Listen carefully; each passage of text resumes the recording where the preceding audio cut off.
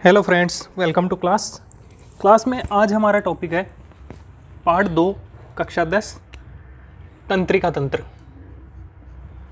तंत्रिका तंत्र ये टॉपिक ना केवल कक्षा 10 के लिए वरन किसी भी कंपटीशन एग्ज़ाम के लिए बहुत ही महत्वपूर्ण है। तो देखिए तंत्रिका तंत्र क्या है और कैसे कार्य करता है। बहुत जो हमारे शरीर में कई सारे अंग हैं, इन सभी अंगों और तंत्रों के आपस में समन्वय के लिए शरीर में विशेष तंत्र होता है। यानी सभी तंत्रों के समन्वय का कार्य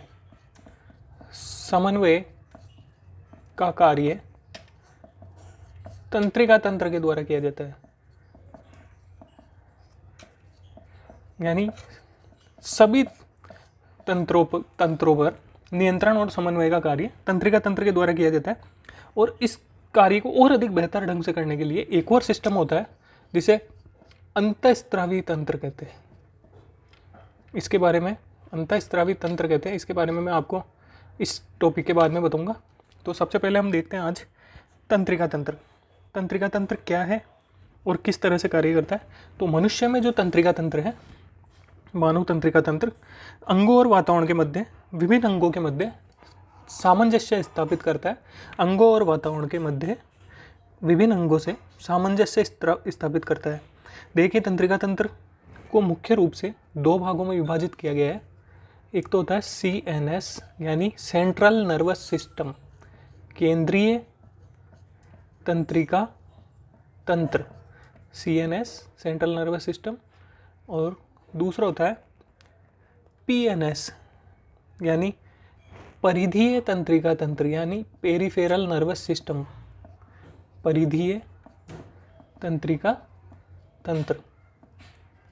अब देखिए CNS यानी केंद्रीय तंत्रिका तंत्र में मुख्य रूप से दो भाग सम्मिलित है, मस्तिष्क, आप सभी परिचित है इस शब्द से, और मेरुरज्जु, मस्तिष्क और मेरुरज्जु। और PNS में दो भागों में बांटा इसे, कायिक तंत्रिका तंत्र और स्वायत्त तंत्रिका तंत्र।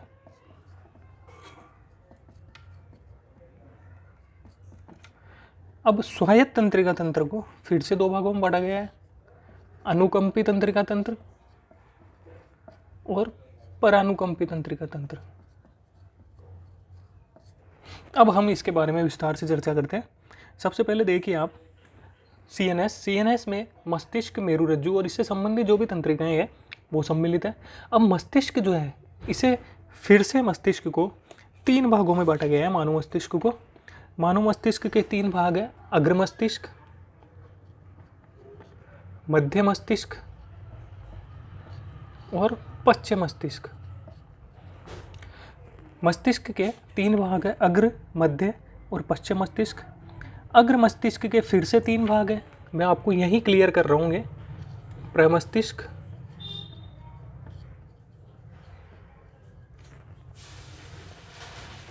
दूसरा भाग है थैलेमस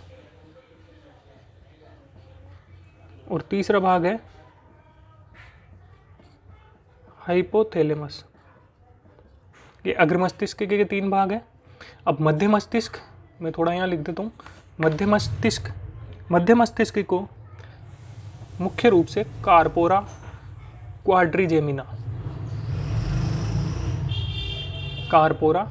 क्वाड्रिजेमिना, जो चार पिंडों से बना हुआ होता है, अभी मैं इसको विस्तार से बता दूंगा।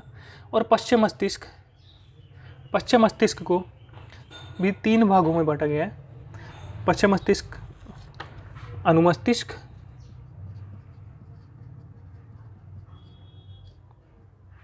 पॉन्स और तीसरा है मेडुला ऑब्लोंगेटा।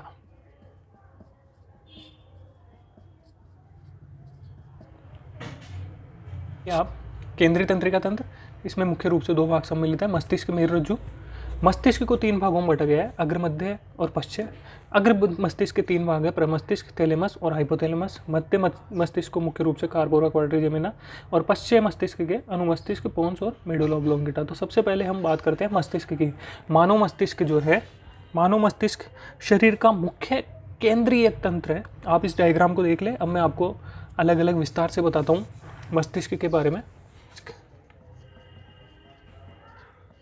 मानव मस्तिष्क जो है ये शरीर का मुख्य केंद्रीय अंग है, जो सूचना विनिमय, आदेश का नियंत्रण, सभी कार्य इसके द्वारा कंट्रोल होते हैं। जैसे टेम्परेचर कंट्रोल, मानव का व्यवहार है, रुधिर परिसंचरण, श्वसन, देखना, सुनना, ये सभी इसी के माध्यम से कंट्रोल होते हैं। मस्तिष्क का वजन 1.3 किलोग्राम होता है, लगभग 1.3 किलोग्राम होता है मानव मस्तिष्क का। और ये शरीर का सबसे जटिलतम अंग है। मस्तिष्क के जो 3 भाग हैं मैंने आपको भी बता दिए। प्रमस्तिष्क सबसे पहला भाग, तो देखिए प्रमस्तिष्क बहुत इंपॉर्टेंट भाग है। मस्तिष्क का लगभग 80 से 85% भाग जो है प्रमस्तिष्क से बना हुआ होता है। और ये सबसे इंपॉर्टेंट भाग है मस्तिष्क का। यही जो भाग है ये ज्ञान से संबंधित, चेतना से संबंधित, सोचने विचारने, इंटेलिजेंसी का केंद्र है। ये सभी कार्य प्रमस्तिष्क के द्वारा कंट्रोल होता है। प्रमस्तिष्क जो है सेरिब्रल हेमिस्फीयर नामक संरचना से 2 भागों में बटा हुआ होता है। प्रमस्तिष्क जो ये गोलार्ध है, इसमें धूसर द्रव्य यानी ग्रे मैटर, धूसर द्रव्य और वाइट मैटर यानी श्वेत द्रव्य ये पाया जाता है।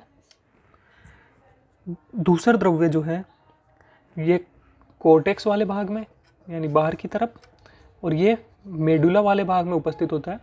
मेडुला वाले भाग में अंदर की तरफ वाइट मैटर जो है वो मेडुला में, और धूसर द्रव्य जो है कोर्टेक्स वाले भाग में इकट्ठा होता है। धूसर द्रव्य में बहुत सारी तंत्रिकाएं पाई जाती है, इस कारण इसका जो रंग है वो धूसर होता है। इसमें बहुत सारी तंत्रिकाएं उपस्थित होती है धूसर द्रव्य में। और दोनों गोलार्ध जो है ये आपस में एक विशेष पट्टी, कार्पस कैलोसम, इंपॉर्टेंट चीज़ है ये, कार्पस कैलोसम नामक पट्टी से जुड़ा हुआ होता है। आपने देखा होगा या सुना होगा कभी कि प्रमस्तिष्क में फोल्ड्स पाए जाते हैं। उन फोल्ड के कारण ही इसका आकार बहुत अधिक होता है। प्रमस्तिष्क को अगर खोला जाए तो इसका आकार अधिक होता है। तो जिसमें जितने ज़्यादा फोल्ड होंगे वो इंटेलिजेंसी को प्रदर्शित करता है। अल्बर्ट आइंस्टीन में प्रमस्तिष्क बहुत बड़ा था। इंटेलिजेंट आदमियों में प्रमस्तिष्क का फैलाव अधिक होता है, यानी प्रमस्तिष्क जितना अधिक होगा वो आदमी उतना ही बुद्धिमान होता है। प्रमस्तिष्क जो है वो चारों तरफ से दूसरे भाग से घिरा होता है, जिसे थैलेमस कहते हैं, यानी मस्तिष्क का, अगर मस्तिष्क का दूसरा भाग थैलेमस। थैलेमस जो है ये संवेदी और प्रेरक संकेतों का केंद्र है। संवेदी और प्रेरक संकेतों का केंद्र है थैलेमस। और अग्र मस्तिष्क के डायनसिफेलोन भाग पे एक विशेष भाग, इसका तीसरा भाग अग्र मस्तिष्क के डायनसिफेलोन भाग पर स्थित होता है, जिसे हाइपोथैलेमस कहते हैं। ये तीसरा भाग है अग्र मस्तिष्क का। पहला मैंने प्रमस्तिष्क बताया, दूसरा थैलेमस जो संवेदी और प्रेरक केंद्र को संकेतों का केंद्र, और हाइपोथैलेमस जो है ये तीसरा भाग है। ये भूख, प्यास, नींद, इसके अलावा टेम्परेचर, थकान, मनुष्य की जो भी मनोभावनाएं हैं, थकान, इन सभी एग्जामों में ये पूछा गया है कि ताप नियंत्रण का केंद्र कौन सा है, या भूख या प्यास को कंट्रोल कौन सा केंद्र करता है। तो हाइपोथैलेमस के द्वारा ये सभी क्रियाएं कंट्रोल होती है। तो ये हो गया मस्तिष्क का अग्रभाग।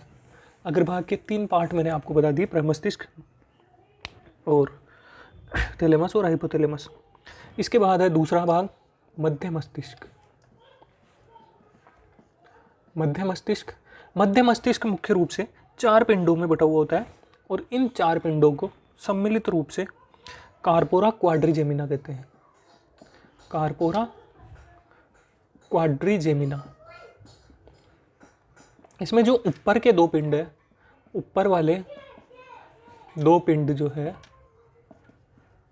वो दृष्टि से संबंधित, और निचले वाले जो दोनों पिंड है वो श्रवण से संबंधित है, सुनने से संबंधित है। नीचे के जो दोनों पिंड है वो श्रवण से संबंधित और ऊपर के जो दोनों पिंड है वो देखने से संबंधित है, ये मध्य मस्तिष्क। इसके बाद है पश्चिम मस्तिष्क। तो पश्चिम मस्तिष्क के भी मैंने 3 भाग बताए थे आपको, पश्चिम मस्तिष्क के 3 भाग बताए थे मैंने आपको, कौन कौन से? फर्स्ट अनुमस्तिष्क, पोन्स और मेडुला ऑब्लोंगेटा, 3 बताए थे। तो अनुमस्तिष्क, ये प्रमस्तिष्क के बाद सबसे इम्पोर्टेंट सेंटर है मस्तिष्क का, अनुमस्तिष्क। और ये जो है ऐच्छिक क्रियाओं या ऐच्छिक पेशियों को कंट्रोल करता है, ऐच्छिक पेशियों को नियंत्रित करता है। शराब पीने वाले व्यक्तियों में अनुमस्तिष्क प्रभावित होता है, ये चीज़ मैंने आपको फर्स्ट चैप्टर में बताई थी। ऐच्छिक पेशियों को कंट्रोल करता है, चलना फिरना उठना बैठना, ये जो संबंधित सभी जो ऐच्छिक पेशियाँ, इन सब पे नियंत्रण अनुमस्तिष्क के द्वारा रखा जाता है। दूसरा है पोन्स। पोन्स जो है ये मस्तिष्क के विभिन्न भागों को आपस में जोड़ता है, मस्तिष्क के विभिन्न भागों को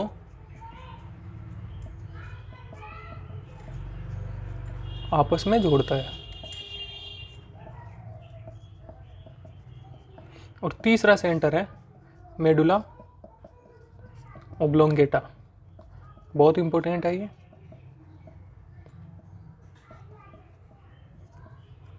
ये जो है ये समस्त प्रकार की अनैच्छिक क्रियाओं पे नियंत्रण रखता है। ये प्रश्न कई बार अनेक कंपटीशन एग्जामों में पूछा जा चुका है।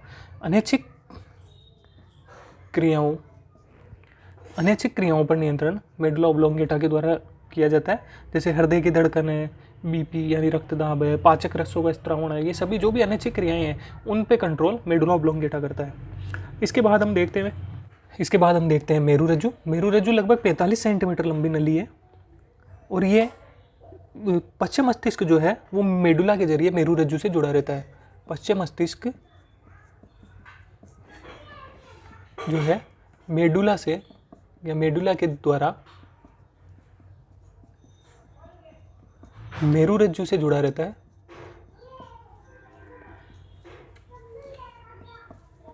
मेरुरज्जु से जुड़ा रहता है। ये एक पतली तंत्रिकी नाल है जो कशेरुकों के बीच सुरक्षित रहती है।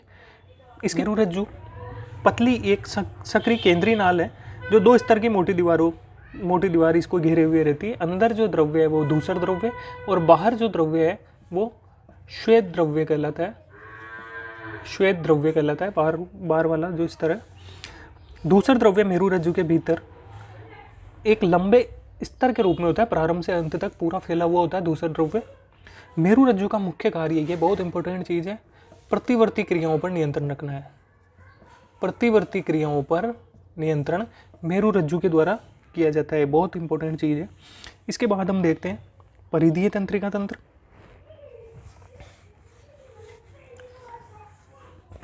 परिधीय तंत्रिका तंत्र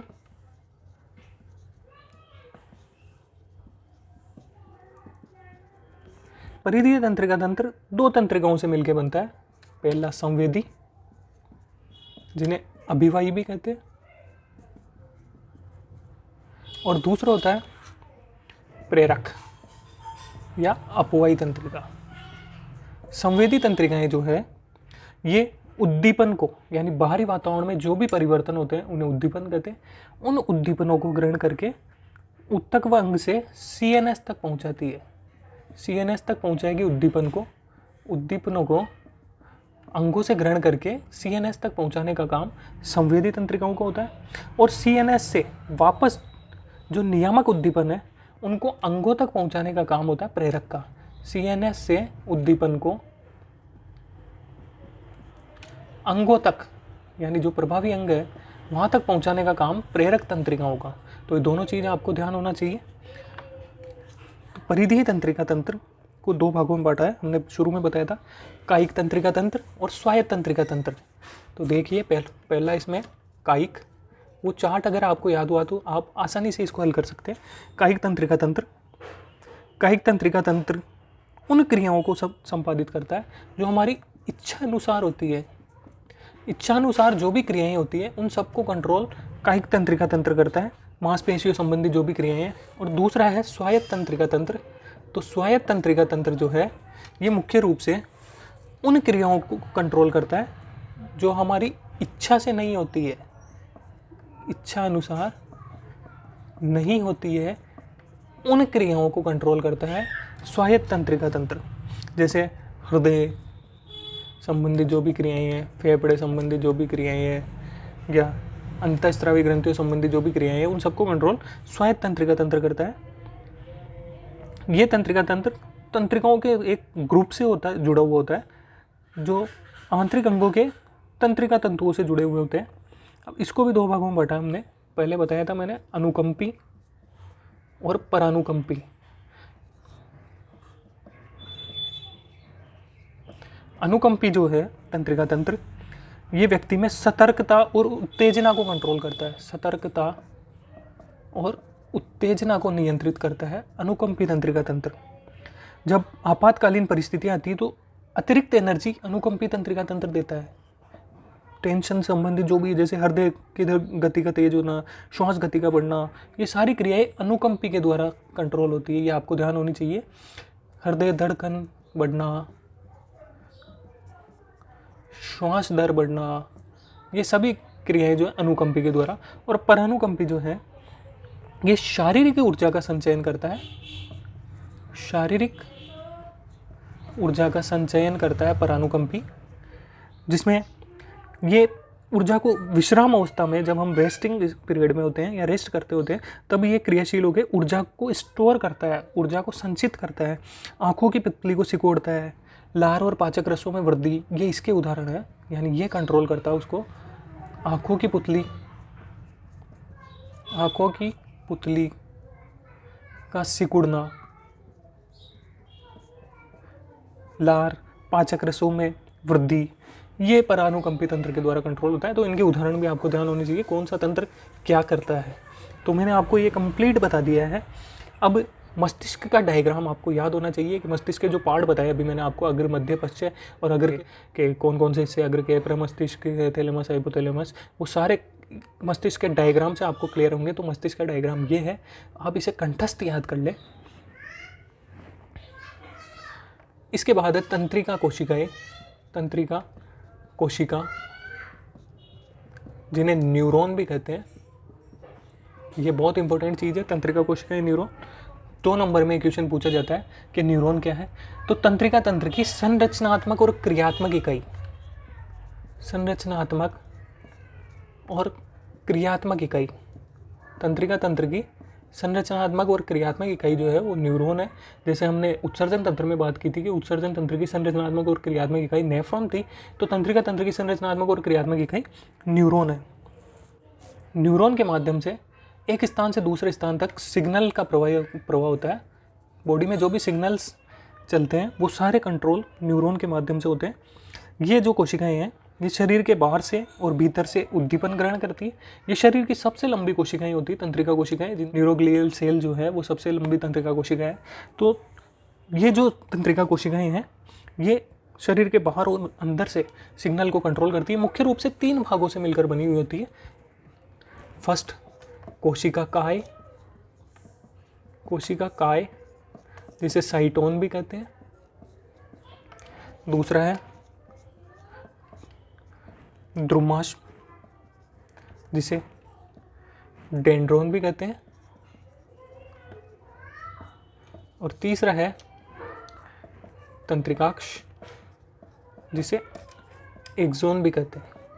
ये 3 भागों से मिलकर तंत्रिका कोशिकाएं बनी हुई होती है। इसकी एक जनरल स्ट्रक्चर मैं आपको बता देता हूँ। इस टाइप की इसकी स्ट्रक्चर होती है। ये कांटेनुमा प्रवर्ध निकले हुए होते हैं इस पर। तो ये वाला जो हिस्सा है ये साइटोन या कोशिका काय कहलाता है। ये वाला जो हिस्सा है ये डेंड्रोन कहलाता है। और ये वाला जो हिस्सा है ये एक्सोन कहलाता है। तो देखिए कोशिका काय जो है इसका केंद्रीय भाग है, आपको दिख रहा है। इसमें एक केंद्रक और कई कोशिकांग उपस्थित होते हैं।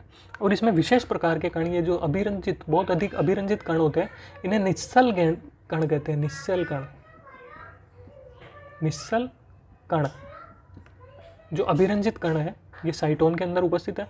ये कांटेनुमा जो प्रवर्ध है ये डेंड्रोन या द्रुमाश्म में कहलाते हैं। ये उद्दीपनों को साइटोन की तरफ भेजते हैं, यानी कोई भी जो परिवर्तन होंगे वो यहाँ से ग्रहण करके इसमें प्रवाहित होते हैं और यहाँ से फिर ये साइट एक्सोन के माध्यम से संचरित होते हैं। इन पर विशेष प्रकार की पट्टियाँ पाई जाती है। तंत्रिकाक्ष ये लंबा बेलनाकार प्रवर्ध है और लास्ट में फूल कर ये घुंडीनुमा संरचनाएं बनाता है, जिसे सिनेप्टिक नोब कहते हैं। सिनेप्टिक नोब में सिनेप्टिक पुटिकाएं पाई जाती है। ये जो है ये संरचनाएं सिनेप्टिक नोब है।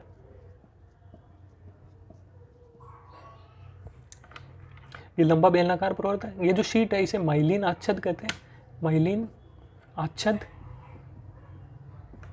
और इनके बीच में यहाँ विशेष संरचनाएं होती है जिन्हें रेनवियर नोड बोलते हैं, रेनवियर के नोड, रेनवियर नोड। तो ये इंपॉर्टेंट चीज़ है। देखिए साइटोन सेंटर का भाग, डेंड्रोन ये बाहर वाला जो कांटेनुमा प्रवर्ध है जो सूचनाओं को ग्रहण करते हैं साइटोन तक पहुंचाते हैं, साइटोन से एक्सोन से होती हुई है। सिनेप्टिक नोब जो फूली हुई संरचना है इनके माध्यम से ये अगली तंत्रिका कोशिका के एक्सोन सिरे जो ये इसका तंत्रिकाक्ष का एक्सोन सिरा है वो दूसरी तंत्रिका कोशिका के डेंड्रोन से जुड़ता है। जैसे कोई दूसरी तंत्रिका कोशिका इसके डेंड्रोन से ये संधि बनाता है। ये जिस जगह संधि बनेगी उसे कहते हैं सिनेप्स। बहुत इंपॉर्टेंट चीज़ है। एक तंत्रिका कोशिका का एक्सोन सिरा दूसरी तंत्रिका कोशिका के डेंड्रोन से जिस जगह संधि बनाता है उस संधि स्थल को सिनेप्स कहते हैं। जो सिग्नल्स आते हैं वो सिग्नल्स डेंड्रोन के माध्यम से इकट्ठे किए जाते हैं, ग्रहण किए जाते हैं, यानी उद्दीपन जो है डेंड्रोन ग्रहण करेगा। डेंड्रोन से होते हुए साइटोन में, साइटोन से एक्सोन से होते हुए वो सिनेप्टिक नोब के माध्यम से दूसरी तंत्रिका कोशिका के डेंड्रोन के द्वारा। तो ये पूरी एक चेन बनती है। दूसरी तंत्रिका कोशिका के डेंड्रोन से ये ग्रहण करता है, तो इससे एक पूरी श्रृंखला का निर्माण होता है और इस श्रृंखला के माध्यम से पूरे शरीर में सिग्नल्स का आदान प्रदान होता है। तो ये सिग्नल्स का जो प्रवाह है ये किस तरह से कार्य करता है मैं आपको बता देता हूँ कि इसमें ये आपस में ये जो संरचनाएं मिलकर ये विद्युत रासायनिक आवेगों के द्वारा ये कार्य संचालित किया जाता है, जिसमें जब ये सिग्नल डेंड्रोन के माध्यम से ग्रहण होंगे वो साइटोन से होते हुए इस एक्सोन से होते हुए सिनेप्टिक नोब तक आते हैं, तो तब तक ये सिग्नल कमज़ोर पड़ जाते हैं। तो इनके द्वारा एक विशेष प्रकार का रसायन स्रावित होता है जिसे न्यूरोट्रांसमीटर कहते हैं। बहुत इंपॉर्टेंट चीज़ है। ये प्रश्न 1 नंबर में कई बार पूछा गया है, 10वीं बोर्ड में भी पूछा गया है। किसी एक न्यूरोट्रांसमीटर का नाम बताइए, तो एक नाम बताता हूँ मैं आपको, एसिटाइल कोलिन। ये एक प्रमुख न्यूरोट्रांसमीटर है। तो इसके माध्यम से इन आवेगों को फिर से तीव्रता प्रदान की जाती है और वो आवेग अगली तंत्रिका कोशिका के डेंड्रोन से ग्रहण करके पूरी बॉडी में संचारित होते हैं। तो इस तरह से इसकी पूरी क्रियाएं संचालित होती है। एक तंत्रिका तंत्र किस तरह से वर्क करता है, तो तंत्रिका कोशिका का जो डायग्राम है ये आपके सामने है, तो आप इससे बिल्कुल क्लियर समझ जाइए और ये कंप्लीट एक्टिविटी आपको समझ में आ गई होगी। मस्तिष्क तंत्रिका कोशिका किस तरह से वर्क करता है। अब अगला टॉपिक जो हमारा होगा वो होगा अंतःस्रावी तंत्र, जो बहुत इंटरेस्टिंग और बहुत ही इंपॉर्टेंट टॉपिक है।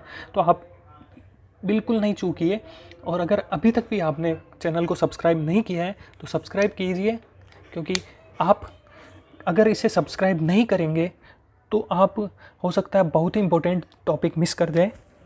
तो जल्दी से चैनल को सब्सक्राइब कीजिए। धन्यवाद।